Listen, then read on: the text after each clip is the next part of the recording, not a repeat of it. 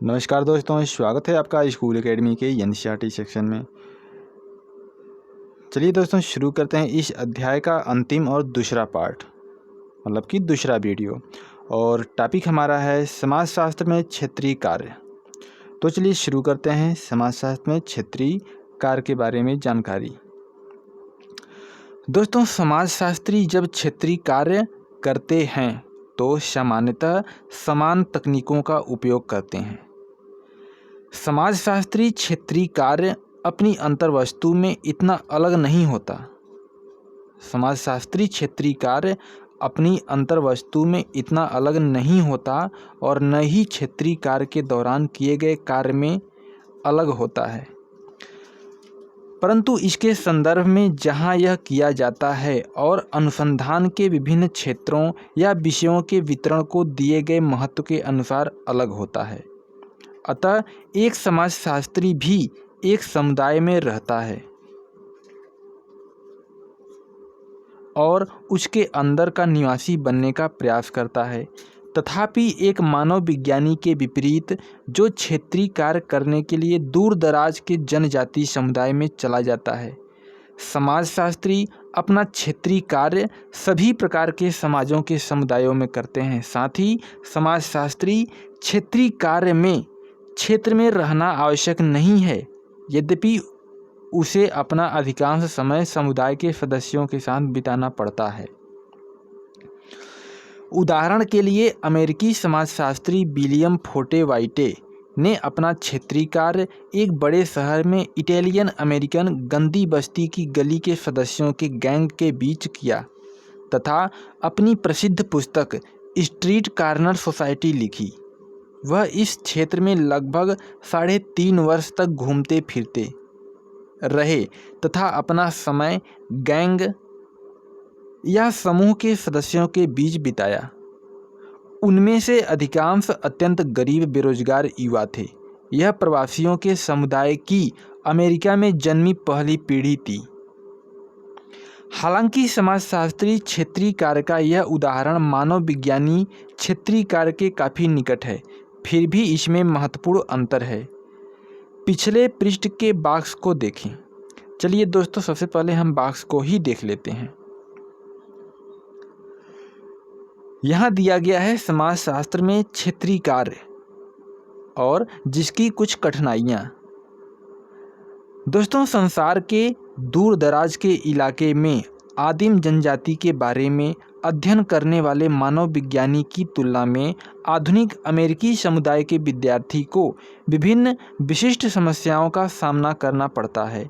सबसे पहले वह साक्षर लोगों के साथ काम कर रहा होता है। यह निश्चित है कि इनमें से कुछ और शायद अनेक लोग इसकी अनुसंधान रिपोर्ट को पढ़ेंगे, जैसा कि मैंने किया है।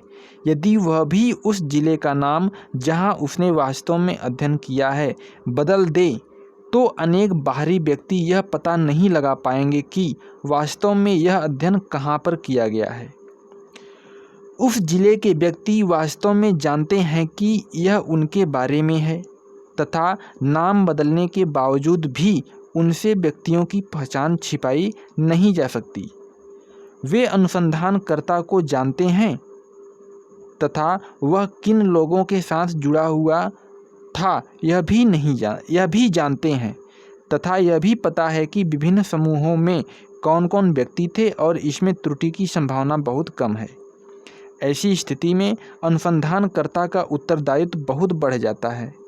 वह अवश्य चाहेगा कि उसकी पुस्तक से उस जिले के लोगों को कुछ सहायता प्राप्त हो। कम से कम वह अवश्य चाहेगा कि इससे किसी भी प्रकार की हानि की न्यूनतम आशंका हो। वह इस संभावना को पूर्ण रूप से जानता है कि ऐसा होने से इस पुस्तक के प्रकाशन से कुछ व्यक्तियों को कठिनाइयाँ हो सकती हैं। चलिए टॉपिक पे आते हैं। दोस्तों, समाजशास्त्री क्षेत्रीय कार्य को सिर्फ इस प्रकार होने की आवश्यकता नहीं है, यह अलग रूप में भी किया जा सकता है। उदाहरण के लिए, जैसा कि दूसरे अमेरिकन समाजशास्त्री मिशेल बुरावो के कार्य में किया गया है। उन्होंने शिकागो कारखाने में अनेक महीनों तक कारीगर के रूप में कार्य किया तथा कामगारों के दृष्टिकोण से कार्य के अनुभव के बारे में लिखा। भारतीय समाजशास्त्र में जिस तरह ग्रामीण अध्ययनों में क्षेत्रीय कार्य पद्धतियों का प्रयोग किया गया वह एक महत्वपूर्ण तरीका है। सन 1950 में अनेक भारतीय तथा विदेशी समाजशास्त्री तथा मानवविज्ञानी गांवों के जीवन तथा समाज पर कार्य करने लगे। गांवों ने जनजातीय समुदायों, जिनका अध्ययन आरंभिक मानवविज्ञानियों द्वारा किया गया था, की भूमिका निभाई।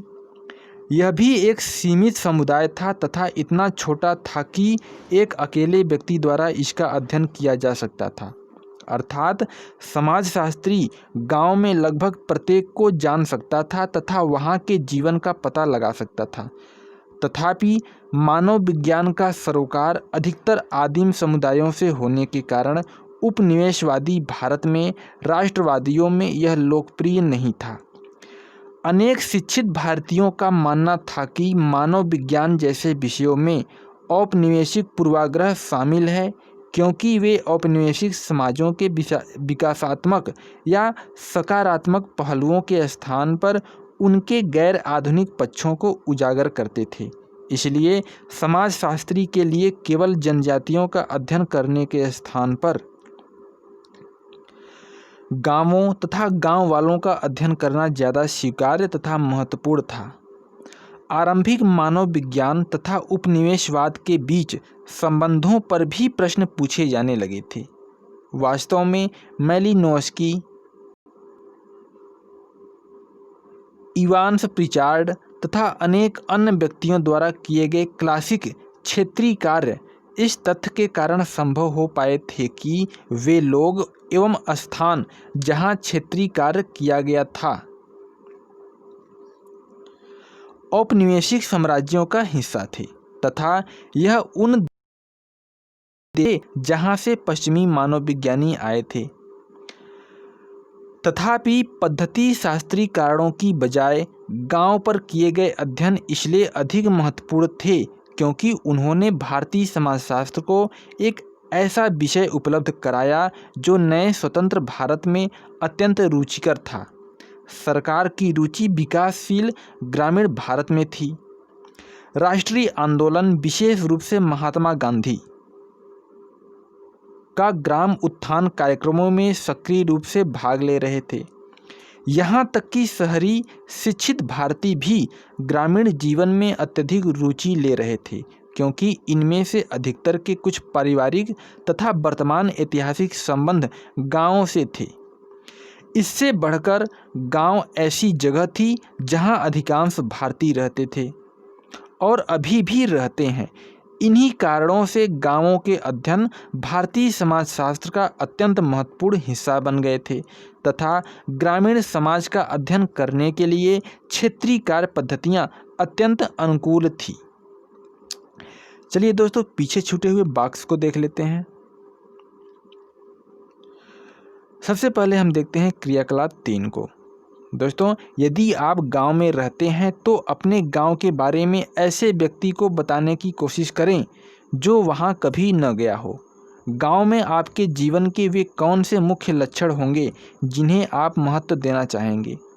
आपने फिल्मों या टेलीविज़न पर दिखाए गए गाँव को भी अवश्य देखा होगा।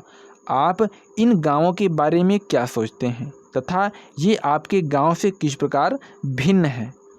फिल्म या टेलीविज़न पर दिखाए गए शहरों के बारे में भी सोचिए। क्या आप इनमें रहना पसंद करेंगे? अपने उत्तर के पक्ष में कारण भी बताइए।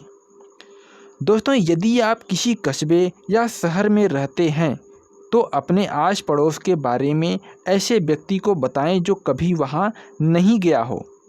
आपके आस पड़ोस में आपके जीवन की मुख्य विशेषताएं कौन सी हैं जिन्हें आप महत्व देना चाहेंगे।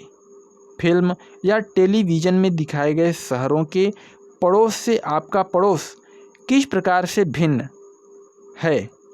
आपने फिल्म या टेलीविज़न पर दिखाए गए गांव भी अवश्य देखे होंगे। क्या आप इनमें रहना पसंद करेंगे? अपने उत्तर के पक्ष में कारण बताइए। चलिए अब देखते हैं गांवों का अध्ययन करने की विभिन्न शैलियां कौन कौन सी हैं। दोस्तों, सन 1950 तथा 1960 के दौरान गाँवों का अध्ययन करना भारतीय समाजशास्त्र का मुख्य पेशा बन गया था। परंतु इससे काफ़ी समय पहले तक मिशनरी दंपति विलियम तथा चार्लोटे वाइजर ने, जो उत्तर प्रदेश के एक गांव में 5 वर्ष तक रहे, एक प्रसिद्ध ग्रामीण अध्ययन बिहाइंड मड वॉल्स लिखा था। वाइजर की यह पुस्तक उनके मिशनरी कार्य का एक उप उत्पाद थी। हालांकि विलियम वाइजर एक समाजशास्त्री के रूप में प्रशिक्षण प्राप्त थे तथा इससे पहले भी जजमानी व्यवस्था पर एक पुस्तक लिख चुके थे। सन 1950 में किए गए ग्रामीण अध्ययन विभिन्न संदर्भ में थे तथा अनेक विभिन्न तरीकों से किए गए थे। क्लासिकी सामाजिक मानवविज्ञानी शैली मुख्य थी तथा इसके साथ जनजाति या सीमित समुदाय का स्थान गांव ने ले लिया था। इस तरह के क्षेत्रीय कार्य का सबसे प्रसिद्ध उदाहरण शायद M.N. श्रीनिवास की प्रसिद्ध पुस्तक रिमेंबर्ड विलेज में दिया गया है। श्रीनिवास ने मैसूर के निकट एक गांव में 1 वर्ष बिताया, जिसे उन्होंने रामपुरा नाम दिया। इस पुस्तक का शीर्षक यह बताता है कि श्रीनिवास द्वारा तैयार किए गए क्षेत्रीय नोट्स आग में जल गए तथा उन्होंने अपनी याददाश्त के आधार पर गांव के बारे में लिखना पड़ा था। एक अन्य प्रसिद्ध ग्रामीण अध्ययन सन 1950 में A.C. दुबे द्वारा लिखित इंडियन विलेज था। उस्मानिया विश्वविद्यालय में एवं सामाजिक मानवविज्ञानी के रूप में दुबे एक बहुविषयक दल के सदस्य थे, जिसमें कृषि विज्ञान, अर्थशास्त्र, पशु विज्ञान तथा औषध विज्ञान के विभाग शामिल थे। इन्होंने सिकंदराबाद के निकट समीरपेट नामक एक गांव का अध्ययन किया। इस बड़ी सामूहिक परियोजना का उद्देश्य सिर्फ गांव का अध्ययन करना ही नहीं, बल्कि उसका विकास करना भी था।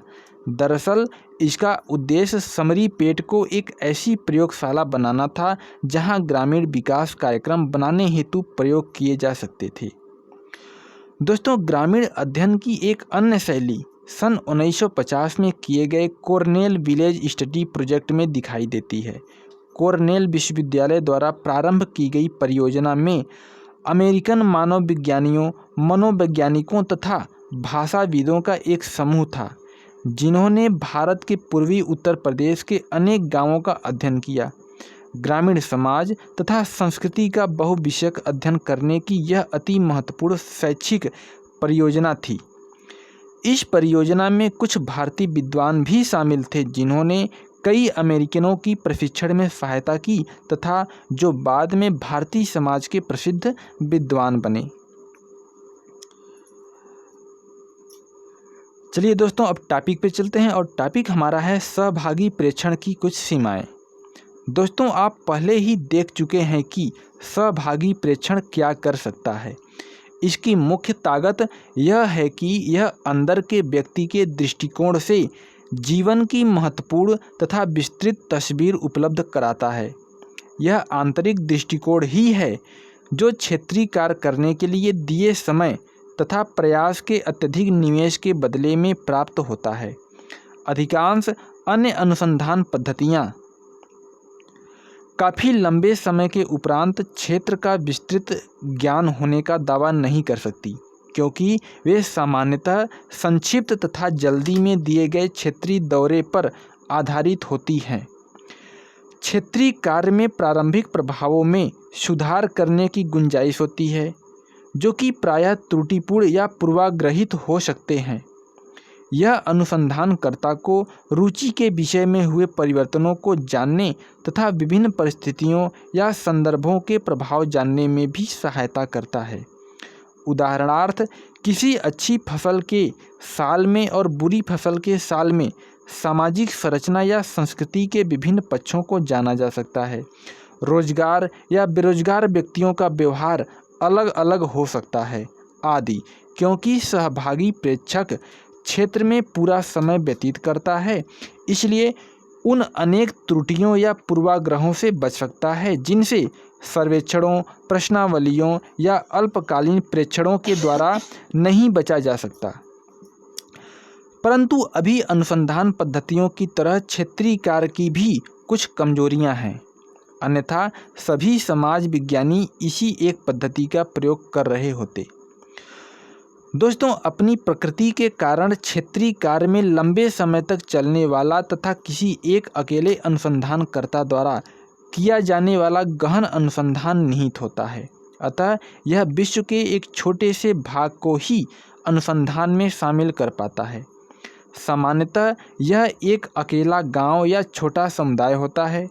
हम कभी भी निश्चित नहीं कर सकते कि मानव विज्ञानी या समाजशास्त्री द्वारा क्षेत्रीय कार्य के दौरान किए गए प्रेक्षण बड़े समुदाय अर्थात अन्य गांवों, क्षेत्रों या देशों में भी अधिक रूप में समान होंगे या फिर ऐसा अपवाद स्वरूप होता है। शायद यह क्षेत्रीय कार्य की सबसे बड़ी कमजोरी है।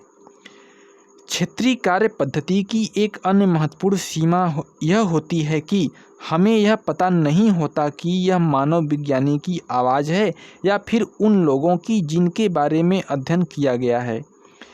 वास्तव में इसका उद्देश्य उन लोगों के मतों का ही प्रतिनिधित्व माना जाता है जिनका अध्ययन किया गया है, परंतु इसकी सदैव संभावना रहती है कि मानव विज्ञानी द्वारा चेतन या अवचेतन मन से उसके नोट्स में लिखी गई किन बातों का चयन किया गया है तथा वह पाठकों के सामने इसे अपनी पुस्तकों या निबंधों में कैसे प्रस्तुत करता है। क्योंकि हमारे पास मानव विज्ञानी के कथन के अतिरिक्त कोई अन्य रूप उपलब्ध नहीं होता, अतः इसमें सदैव त्रुटि या पूर्वाग्रह की संभावना बनी रहती है। यद्यपि यह जोखिम अधिकांश अनुसंधान पद्धतियों में विद्यमान रहता है। दोस्तों, सामान्यतः क्षेत्रीय कार्य पद्धतियों की आलोचना एक पक्षी संबंधों के कारण भी की जाती है जिन पर वे आधारित होती हैं। मानव विज्ञानी समाजशास्त्री प्रश्न पूछते हैं और उत्तर प्रस्तुत करते हैं तथा लोगों के लिए बोलते हैं। इसके विरोध में कुछ विद्वानों ने अधिक संवादी प्रारूप बनाने का सुझाव दिया, अर्थात क्षेत्रीय कार्य के परिणामों के प्रस्तुतिकरण के तरीके जिनमें उत्तरदाता तथा लोग प्रत्यक्ष रूप से शामिल हो सकते हैं। ठोस शब्दों में इसमें विद्वान व्यक्ति के कार्य का समुदाय की भाषा में अनुवाद तथा इस पर उनकी राय और उनके उत्तरों को रिकॉर्ड करना शामिल है। ज्यों-ज्यों अनुसंधानकर्ता तथा जिन व्यक्तियों पर अनुसंधान किया जाता है उनके बीच की सामाजिक, आर्थिक और राजनीतिक दूरी या अंतर कम होता है, त्यों-त्यों इस बात की संभावना बढ़ती जाती है कि विद्वानों के कथनों पर लोगों द्वारा प्रश्न किए जाएंगे, इन्हें मान लिया जाएगा तथा लोगों द्वारा इन्हें स्वयं ठीक कर लिया जाएगा। इससे निश्चित रूप में समाजशास्त्री अनुसंधान ज़्यादा विवादास्पद तथा अधिक कठिन हो जाएगा, परंतु लंबे समय के लिए यह एक अच्छी बात ही हो सकती है, क्योंकि इससे सामाजिक विज्ञान को आगे ले जाने में तथा इसे और अधिक जनतंत्री बनाने में सहायता मिलेगी। अतएव अधिक से अधिक लोगों को ज्ञान की रचना करने तथा इसमें आलोचनात्मक दृष्टि से भाग लेने में सहायता मिलेगी। चलिए अब देखते हैं सर्वेक्षण के बारे में। दोस्तों, शायद सर्वेक्षण क्षेत्रीय कार्य के लिए अब तक ज्ञात सबसे अच्छी समाजशास्त्री पद्धति है, जो कि अब आधुनिक सार्वजनिक जीवन का इस तरह से एक हिस्सा बन गई है कि यह एक सामान्य बात हो गई है। आज इसका विश्व भर में सभी संदर्भों में प्रयोग किया जा रहा है तथा ये संदर्भ समाजशास्त्र के सरोकारों से बाहर चले गए हैं। भारत में भी हमने देखा है कि सर्वेक्षणों का प्रयोग विभिन्न प्रकार के गैर शैक्षिक उद्देश्यों के लिए किया जा रहा है, जिनमें चुनाव परिणामों का पूर्वानुमान लगाना, उत्पादों को बेचने के लिए विपणन नीतियां बनाना तथा विषयों की व्यापक भिन्नताओं के बारे में लोकप्रियता का पता लगाना शामिल है। जैसा कि स्वयं शब्द से स्पष्ट है, सर्वेक्षण में संपूर्ण तथ्यों का पता लगाने का प्रयास किया जाता है। यह किसी विषय पर सावधानीपूर्वक चयन किए गए लोगों के प्रतिनिधि समुच्चय से प्राप्त सूचना का व्यापक या विस्तृत दृष्टिकोण होता है। ऐसे लोगों को प्रायः उत्तरदाता कहा जाता है। ये अनुसंधानकर्ता द्वारा उनसे पूछे गए प्रश्नों का उत्तर देते हैं। सर्वेक्षण अनुसंधान सामान्यतः विस्तृत दल द्वारा किया जाता है, जिसमें अध्ययन की योजना बनाने वाले तथा रूपरेखा तैयार करने वाले अनुसंधानकर्ता तथा उनके सहयोगी और सहायक, जिन्हें अन्वेषक या अनुसंधान सहायक कहा जाता है, शामिल होते हैं। सर्वेक्षण के प्रश्न विभिन्न प्रकार से पूछे जा सकते हैं तथा इनके उत्तर भी विभिन्न प्रकार से दिए जा सकते हैं। अक्सर अन्वेषक द्वारा व्यक्तिगत दौरे के दौरान इन्हें मौखिक रूप में पूछा जाता है तथा कभी-कभी दूरभाष द्वारा पूछा जाता है। अन्वेषक द्वारा लाई गई या डाक द्वारा प्राप्त प्रश्नावलियों में भी उत्तर लिखे जा सकते हैं। कंप्यूटरों तथा दूरसंचार तकनीक के बढ़ते प्रयोग के फलस्वरूप आज इलेक्ट्रॉनिक रूप में सर्वेक्षण करना भी संभव हो गया है। इस प्रारूप में उत्तरदाता प्रश्नों को ईमेल, इंटरनेट या इसी प्रकार के इलेक्ट्रॉनिक माध्यमों द्वारा प्राप्त करता है तथा इसके द्वारा ही उत्तर देता है। सामाजिक वैज्ञानिक पद्धति के रूप में सर्वेक्षण का मुख्य लाभ यह है कि इसके द्वारा जनसंख्या के केवल छोटे से भाग पर सर्वेक्षण करके इसके परिणामों को बड़ी जनसंख्या पर लागू किया जा सकता है। अतः सीमित समय, प्रयास तथा धन के निवेश द्वारा सर्वेक्षण बड़ी जनसंख्या के अध्ययन को संभव बनाता है। यही कारण है कि सामाजिक विज्ञानों तथा अन्य क्षेत्रों में यह अत्यधिक लोकप्रिय पद्धति है। सांख्यिकी की शाखा, जिसे प्रतिदर्श सिद्धांत कहा जाता है, की खोजों का लाभ उठाते हुए प्रतिदर्श सर्वेक्षण चयन के मामले में सावधान होने के बावजूद परिणामों का सामान्यीकरण कर सकता है। इस सरल उपाय का महत्वपूर्ण कारण प्रतिदर्श या प्रतिनिधित्व है। हम एक दी गई जनसंख्या में से प्रतिदर्श का चयन कैसे करेंगे? व्यापक रूप में प्रतिदर्श की चयन प्रक्रिया को मुख्य सिद्धांतों पर आधारित है। प्रक्रिया दो मुख्य सिद्धांतों पर आधारित है। पहला सिद्धांत यह है कि जनसंख्या में सभी महत्वपूर्ण उपसमूहों को पहचाना जाए तथा प्रतिदर्श में उन्हें प्रतिनिधित्व दिया जाए। अधिकतर बड़ी जनसंख्याएं एक समान नहीं होती, उनमें भी स्पष्ट उपश्रेणियां होती हैं। इसे स्तरीकरण कहा जाता है। नोट करें कि स्तरीकरण की यह सांख्यिकी धारणा है जो स्तरीकरण की समाजशास्त्री संकल्पना से अलग है, जिसका आपने अध्याय 4 में अध्ययन किया है। उदाहरणार्थ, जब भारत की जनसंख्या के बारे में बात करते हैं तो हमें इस बात को ध्यान रखना होगा कि यह जनसंख्या शहरी तथा ग्रामीण क्षेत्रों में बटी हुई है, जो कि एक दूसरे से काफ़ी हद तक अलग है। किसी भी एक राज्य की ग्रामीण जनसंख्या पर विचार करते समय हमें इस तथ्य का ध्यान रखना होगा कि यह जनसंख्या विभिन्न आकार वाले गांवों में रहती है। इसी तरह से किसी एक गांव की जनसंख्या भी वर्ग, जाति, लिंग, आयु, धर्म या अन्य मानदंडों के आधार पर स्तरीकृत हो सकती है। संक्षिप्त में, स्तरीकरण की धारणा हमें बताती है कि प्रतिदर्श का प्रतिनिधित्व दी गई जनसंख्या के सभी संबंध स्तरों की विशेषताओं को दर्शाने की सक्षमता पर निर्भर है। किस प्रकार के प्रतिदर्शों को प्रासंगिक माना जाए, यह अनुसंधान के अध्ययन के विशिष्ट उद्देश्यों पर निर्भर है। उदाहरणार्थ, धर्म के प्रति मनोवृत्तियों के बारे में अध्ययन करते समय यह महत्वपूर्ण हो सकता है कि सभी धर्मों के सदस्यों को शामिल किया जाए। मजदूर संघों के प्रति मनोवृत्तियों पर अनुसंधान करते समय कामगारों, प्रबंधकों तथा उद्योगपतियों को शामिल करना चाहिए। प्रतिदर्श चयन का दूसरा सिद्धांत है वास्तविक इकाई, अर्थात व्यक्ति या गांव या घर का चयन पूर्णतया अवसर आधारित होना चाहिए। इसे यादृच्छिकरण कहा जाता है, जो कि स्वयं संभावित की संकल्पना पर आधारित है। आपने अपने गणित पाठ्यक्रम में संभाविता के बारे में पढ़ा होगा। संभाविता का आशय घटना के घटित होने के अवसरों से है। उदाहरण के लिए, जब हम सिक्का उछालते हैं तो यह या तो चित्त की ओर पड़ता है या फिर पट की ओर। सामान्य सिक्कों में चित्त या पट आने का अवसर या संभाविता लगभग एक समान है। प्रत्येक का 50% होता है। वास्तव में जब आप सिक्का उछालते हैं तो दोनों में से कौन सी घटना होती है, अर्थात चित्त आता है या पट। यह पूरी तरह से अवसर पर निर्भर करता है और किसी बात पर नहीं। इस प्रकार के अवसरों को यादृच्छिक अवसर कहा जाता है। हम एक प्रतिदर्श को चुनने में समान विचार का उपयोग करते हैं। हम सुनिश्चित करने का प्रयास करते हैं कि प्रतिदर्श में चयन किए गए व्यक्ति या घर या गांव पूर्णतः अवसर द्वारा चयनित हो, किसी अन्य तरह से नहीं। अतः प्रतिदर्श में चयन होना किस्मत की बात है, जैसे कि लॉटरी जीतना। यह तभी हो सकता है जब यह सच हो कि प्रतिदर्श एक प्रतिनिधित्व प्रतिदर्श होगा।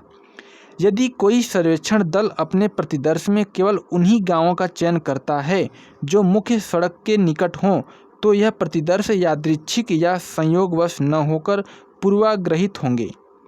इसी तरह से यदि हम अधिकतर मध्य वर्ग के घरों का या अपने जानकार घरों का चयन करते हैं तो प्रतिदर्श पुनः पूर्वाग्रहित होंगे। मुख्य बिंदु यह है कि जनसंख्या से संबंधित स्तरों का पता लगाने के बाद प्रतिदर्श घरों या उत्तरदाताओं का वास्तविक चयन पूर्णतया संयोग के आधार पर होना चाहिए। इसे विभिन्न तरीकों से सुनिश्चित किया जा सकता है। इसे प्राप्त करने के लिए विभिन्न तकनीकों का प्रयोग किया जाता है।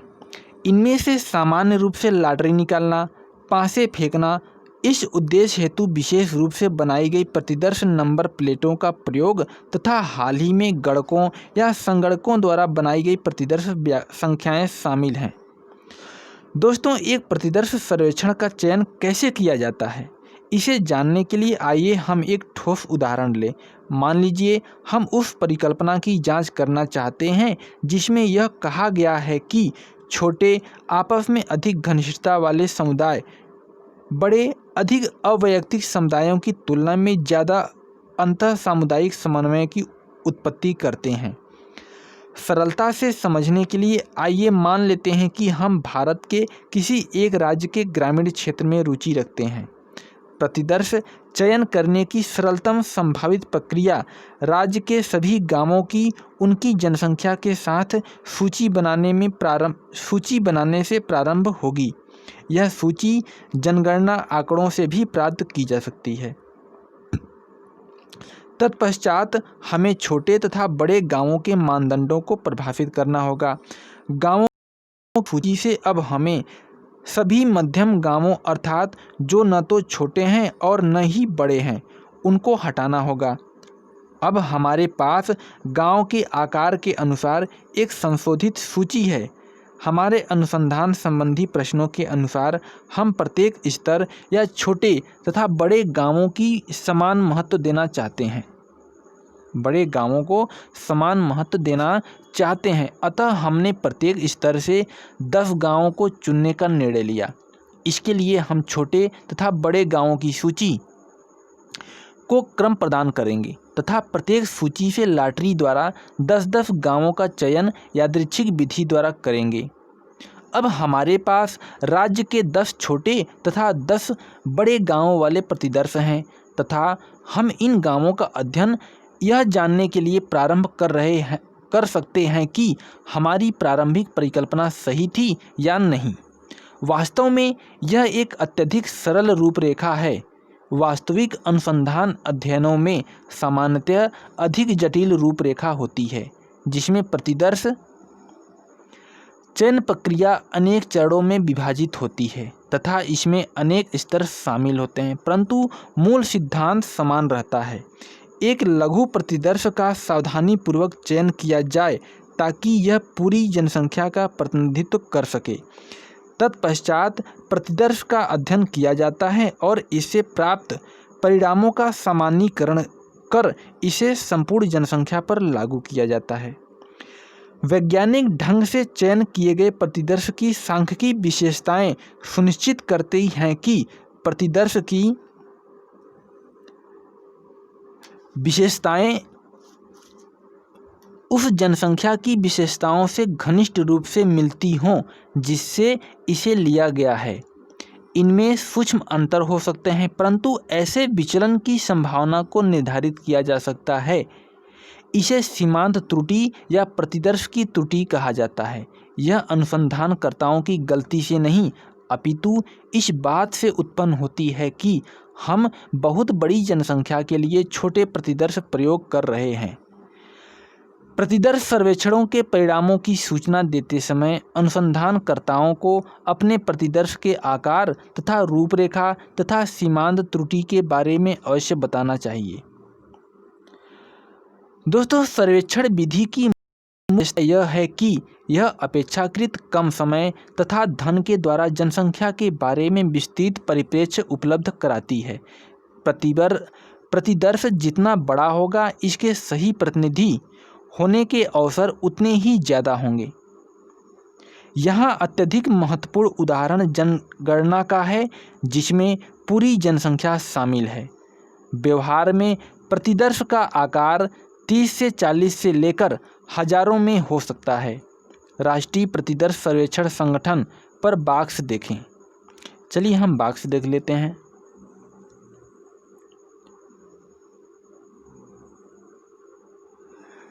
दोस्तों, उससे पहले क्रियाकलाप 4 और क्रियाकलाप 5 को देख लेते हैं।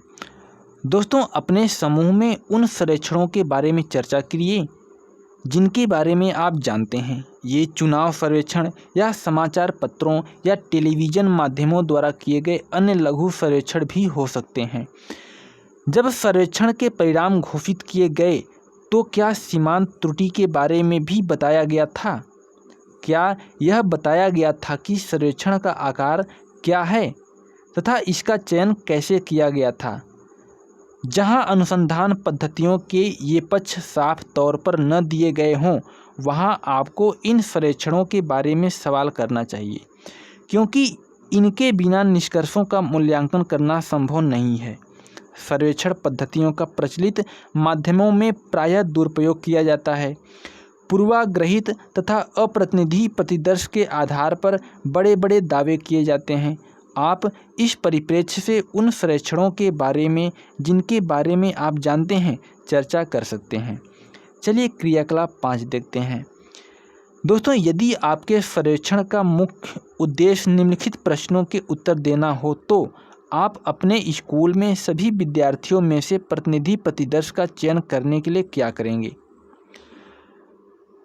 क, जिन विद्यार्थियों के अनेक भाई तथा बहन हैं, वह उन विद्यार्थियों की तुलना में जिनका एक भाई या बहन या कोई भी नहीं है, पढ़ाई में अच्छे हैं या बुरे। ख, प्राथमिक विद्यालय कक्षा 1 से 5 तक में, माध्यमिक विद्यालय कक्षा 6 से 8 तक, उच्च माध्यमिक विद्यालय कक्षा 9 से 10 तक तथा उच्चतर माध्यमिक विद्यालय कक्षा 11 से 12 में अंतराल के समय में विद्यार्थियों का सबसे लोकप्रिय क्रियाकलाप कौन सा है? अगला है, क्या किसी विद्यार्थी का प्रिय विषय उसके प्रिय शिक्षक द्वारा पढ़ाया जाने वाला विषय है? क्या लड़के तथा लड़कियों में इस संबंध में कोई अंतर है? इन प्रत्येक प्रश्नों के लिए विभिन्न प्रतिदर्श रूपरेखा बनाइए। चलिए दोस्तों, हम साड़ी को देखते हैं और जानते हैं समग्र सांख्यिकी लिंग अनुपात में तीव्र गिरावट। दोस्तों, आपने अध्याय 3 में लिंगानुपात में तीव्र गिरावट के बारे में पढ़ा। हाल ही के दशकों में लड़कों की संख्या की तुलना में बहुत कम लड़कियां जन्म ले रही हैं तथा पंजाब, हरियाणा, दिल्ली तथा हिमाचल प्रदेश जैसे समस्या चिंताजनक स्तर पर पहुंच गई है। लिंगानुपात मतलब कि तरुण या बाल 0 से 6 वर्ष की आयु में 1000 लड़कों की तुलना में लड़कियों की संख्या व्यक्त करता है। यह अनुपात संपूर्ण भारत में या अनेक राज्यों दोनों में दशकों के दौरान तीव्रता से कम हो रहा है। यहाँ पर भारत के तथा चयन किए गए राज्यों के 1991 तथा 2000 की जनगणना में दिए गए औसत तरुण लिंगानुपात को दिया गया है। 0 से 6 आयु समूह में प्रति 1000 लड़कों की तुलना में लड़कियों की संख्या सन 2011 में यहाँ दिखाया गया है। दोस्तों, बाल लिंगानुपात एक ऐसा समग्र या समष्टि चर है जो तभी दिखाई देता है जब आप बड़ी जनसंख्याओं की सांख्यिकी को मिलाते या इकट्ठा रखते हैं। हम एक परिवार को देखकर नहीं बता सकते कि समस्या इतनी विकट है। किसी भी एक परिवार में लड़के तथा लड़कियों के सापेक्षित अनुपात की क्षतिपूर्ति उन परिवारों के विभिन्न अनुपात से सदैव की जा सकती है जिन्हें हमने कभी नहीं देखा है। जनगणना जैसी पद्धतियों के प्रयोग द्वारा या बड़े पैमाने पर सर्वेक्षण करके ही पूरे समुदाय के कुल अनुपात की गणना की जा सकती है तथा समस्या का पता लगाया जा सकता है। क्या आप ऐसे अन्य सामाजिक मुद्दों के बारे में सोच सकते हैं जिनका सर्वेक्षणों या जनगणनाओं द्वारा ही अध्ययन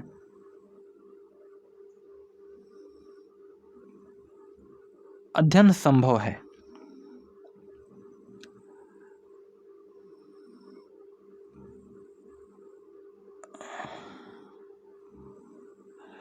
चलिए दोस्तों, हम आगे अब टॉपिक पे चलते हैं। केवल प्रतिदर्श का आकार ही महत्वपूर्ण नहीं है, इसके चयन का तरीका ज़्यादा महत्वपूर्ण है। वास्तव में प्रतिदर्श चयन के बारे में निर्णय प्रायः व्यवहारिक विचार विमर्श पर आधारित होते हैं। उन परिस्थितियों में जिसमें जनगणना का उपयोग व्यवहारिक तौर पर न किया जा सकता, वहाँ पर संपूर्ण जनसंख्या के अध्ययन हेतु सर्वेक्षण ही अध्ययन के उपलब्ध साधन होते हैं। सर्वेक्षण का महत्वपूर्ण लाभ यह है कि यह एक समग्र तस्वीर उपलब्ध कराता है, अर्थात यह एक व्यक्ति के स्थान पर सामूहिकता के आधार पर बनी तस्वीर दिखाता है। बहुत सी सामाजिक समस्याएं तथा मुद्दे इस समग्र स्तर पर दिखाई देते हैं। इन्हें खोज के अत्यधिक सूक्ष्म स्तरों पर पहचाना नहीं जा सकता। तथापि अन्य अनुसंधान पद्धतियों की तरह वे सर्वेक्षणों की भी अपनी कमजोरियां होती हैं। यद्यपि इसमें व्यापक विस्तार की संभावना होती है, यह विस्तार की गहनता के मूल्य पर प्राप्त किया जाता है। सामान्यतः एक बड़े सर्वेक्षण के भाग के रूप में उत्तरदाताओं की गहन सूचना प्राप्त करना संभव नहीं होता।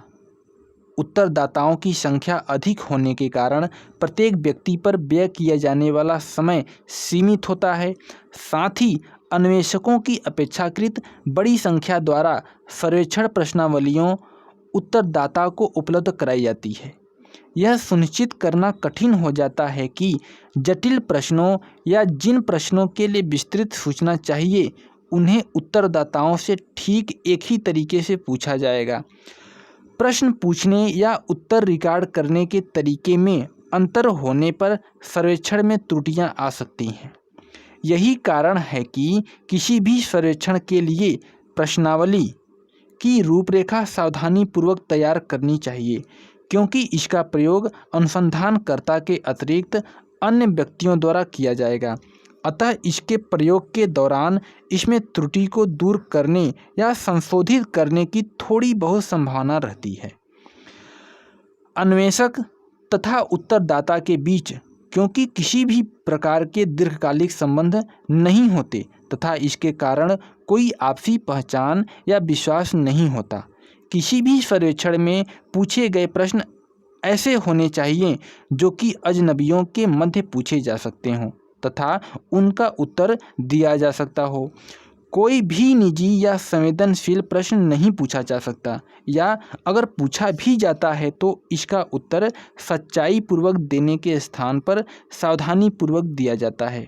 इस प्रकार की समस्याओं की कभी कभी गैर प्रतिदर्श त्रुटियां कहा जाता है, अर्थात ऐसी त्रुटियां जो प्रतिदर्श की प्रक्रिया के कारण न हो अपितु अनुसंधान रूपरेखा में कमी या त्रुटि के कारण हो या इसके कार्यान्वयन की विधि के कारण हो।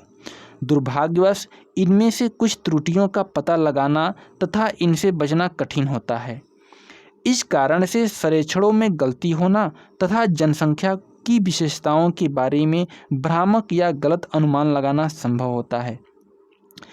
अंत में किसी भी सर्वेक्षण की सबसे महत्वपूर्ण सीमा यह है कि इसे सफलतापूर्वक पूरा करने के लिए इन्हें कठोर संरचित प्रश्नावली पर आधारित होना पड़ता है।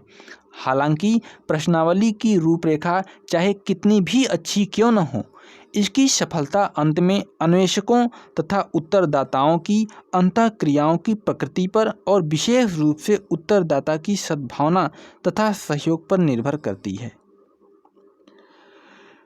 चलिए अब साक्षात्कार की तरफ चलते हैं और जानते हैं समाजशास्त्र में साक्षात्कार क्या होता है।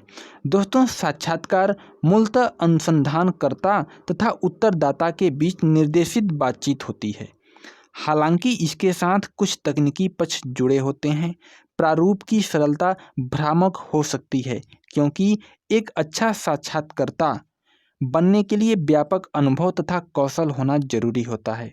साक्षात्कार सर्वेक्षण में प्रयोग की गई संरचित प्रश्नावली तथा सहभागी प्रेक्षण पद्धति की तरह पूर्ण रूप से खुली अंतःक्रियाओं के बीच स्थान रखता है। इसका सबसे बड़ा लाभ प्रारूप का अत्यधिक लचीलापन है। प्रश्नों को पुनः निर्मित किया जा सकता है या अलग ढंग से बताया जा सकता है। बातचीत में हुई प्रगति या प्रगति कम होने पर के अनुसार विषयों या प्रश्नों का क्रम बदला जा सकता है। जिन विषयों पर अच्छी सामग्री मिल रही हो उन्हें विस्तारित किया जा सकता है तथा जिन मामलों में प्रतिकूल प्रतिक्रियाएं हो रही हों उन्हें संक्षिप्त रूप दिया जा सकता है या किसी अन्य अवसर पर बाद में जानने हेतु स्थगित किया जा सकता है, और यह सब साक्षात्कार के दौरान किया जा सकता है। दूसरी तरफ साक्षात्कार पद्धति के रूप में साक्षात्कार से संबंधित लाभों के साथ अनेक हानियां भी हैं। इसका यही लचीलापन उदारदाता की मनोदशा बदल जाने के कारण या फिर साक्षात्कार करने वाले की एकाग्रता में त्रुटि होने के कारण साक्षात्कार को कमजोर बना देता है। इस प्रकार इस अर्थ में यह एक अविश्वसनीय तथा अस्थिर प्रारूप है जो अब कार्य करता है, जो बहुत अच्छा करता है तथा अब असफल होता है तो बहुत बुरी तरह से होता है। दोस्तों, साक्षात्कार लेने की अनेक शैलियां हैं तथा इससे संबंधित विचार तथा अनुभव लाभों के अनुसार बदलते रहते हैं। कुछ व्यक्ति अत्यंत असंरचित प्रारूप को प्राथमिकता देते हैं जिसमें वास्तविक प्रश्नों के स्थान पर विषय की जांच सूची ही होती है। अन्य व्यक्ति इसके संरचित रूप को वरीयता देते हैं जिसमें सभी उत्तरदाताओं से विशेष प्रश्न पूछे जाते हैं। परिस्थितियों तथा वरीयताओं के अनुसार साक्षात्कार को रिकॉर्ड करने के तरीके भी अलग अलग हैं, जिनमें वास्तविक वीडियो या ऑडियो रिकॉर्ड करना, साक्षात्कार के दौरान विस्तृत नोट तैयार करना या स्मरण शक्ति पर निर्भर करता है और साक्षात्कार समाप्त होने पर इसे लिखना शामिल है। रिकॉर्ड करने वाले या इसी प्रकार के अन्य उपकरणों का बार बार प्रयोग करने से उत्तरदाता असामान्य महसूस करता है तथा इससे बातचीत में काफ़ी हद तक औपचारिकता आ जाती है। दूसरी तरफ जब रिकॉर्ड करने की अन्य कम व्यापक विधियों का प्रयोग किया जाता है तो कभी कभी महत्वपूर्ण सूचना छूट जाती है या रिकॉर्ड नहीं हो पाती है। कभी कभी साक्षात्कार के समय की भौतिक या सामाजिक परिस्थितियां भी रिकॉर्ड के माध्यम को निर्धारित करती हैं। बाद में प्रकाशन के लिए साक्षात्कार को लिखने या अनुसंधान रिपोर्ट के हिस्से के रूप में लिखने का तरीका भी भिन्न हो सकता है। कुछ अनुसंधानकर्ता प्रतिलिपि को संपादित करना तथा इसे स्पष्ट नियमित वर्णनात्मक रूप से प्रस्तुत करना पसंद करते हैं, जबकि दूसरे मूल वार्तालाप को यथासंभव वैसा ही बनाए रखना चाहते हैं तथा इसके लिए वे हर संभव प्रयास करते हैं। साक्षात्कार को प्रायः अन्य पद्धतियों के साथ अनुपूरक के रूप में विशेषतया सहभागी प्रेक्षण तथा सर्वेक्षणों के साथ प्रस्तुत किया जाता है। महत्वपूर्ण सूचनादाता मतलब कि सहभागी प्रेक्षण अध्ययन का मुख्य सूचनादाता के साथ लंबी बातचीत से प्रायः संकेंद्रित जानकारी प्राप्त होती है जो साथ में लगाई गई सामग्री को स्पष्ट करती है तथा सही स्थान प्रदान करती है। इसी तरह से गहन साक्षात्कारों द्वारा सर्वेक्षण के निष्कर्षों को गहनता तथा व्यापकता प्राप्त होती है। हालांकि एक पद्धति के रूप में साक्षात्कार व्यक्तिगत पहुंच पर और उत्तरदाता तथा अनुसंधानकर्ता के आपसी संबंधों या आपसी विश्वास पर निर्भर होता है। दोस्तों, इस प्रकार से यह अध्याय समाप्त हुआ और थोड़ी सी शब्दावलियाँ दी गई हैं, चलिए इसको भी देख लेते हैं। जनगणना एक व्यापक सर्वेक्षण जिसमें जनसंख्या के प्रत्येक सदस्य के बारे में जानकारी प्राप्त की जाती है। वंशावली एक विस्तृत वंश वृक्ष जो विभिन्न पीढ़ियों के सदस्यों के पारिवारिक संबंधों को दर्शाता है। गैर प्रतिदर्श त्रुटि पद्धतियों के प्रयोग और प्रारूप के कारण सर्वेक्षण परिणामों में हुई त्रुटियां। जनसंख्या सांख्यिकी अर्थ में एक बड़ा निकाय व्यक्तियों, गांवों, घरों इत्यादि का जिससे प्रतिदर्श का चयन किया जाता है। संभाविता सांख्यिकी अर्थ में किसी घटना के घटित होने या न होने की संभावना। प्रश्नावली साक्षात्कार या सर्वेक्षण में पूछे जाने वाले प्रश्नों की लिखित सूची। यादृच्छिकरण यह सुनिश्चित करना कि कोई घटना जैसे किसी प्रतिदर्श में किसी विशेष वस्तु का चयन विशुद्ध रूप से केवल अवसर पर ही निर्भर हो, न कि किसी अन्य पर। प्रतिबिंबता एक अनुसंधानकर्ता की वह क्षमता जिसमें वह स्वयं का प्रेक्षण और विश्लेषण करता है।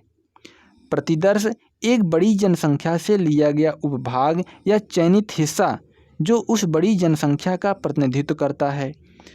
प्रतिदर्श त्रुटि ऐसी त्रुटि जिसे सर्वेक्षण के परिणामों में बचा नहीं जा सकता, क्योंकि यह समग्र जनसंख्या पर आधारित होने के स्थान पर सिर्फ एक छोटे प्रतिदर्श से प्राप्त जानकारी पर आधारित होती है।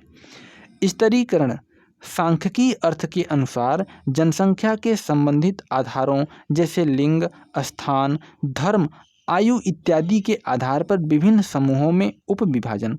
दोस्तों, इस प्रकार से हमारा यह अध्याय पूरी तरह से खत्म होता है और इसी प्रकार से यह हमारा पुस्तक भी खत्म होता है। अब हम कक्षा 11 के समाजशास्त्र की अगली पुस्तक जो दूसरी पुस्तक है, अब उसमें हम मिलेंगे।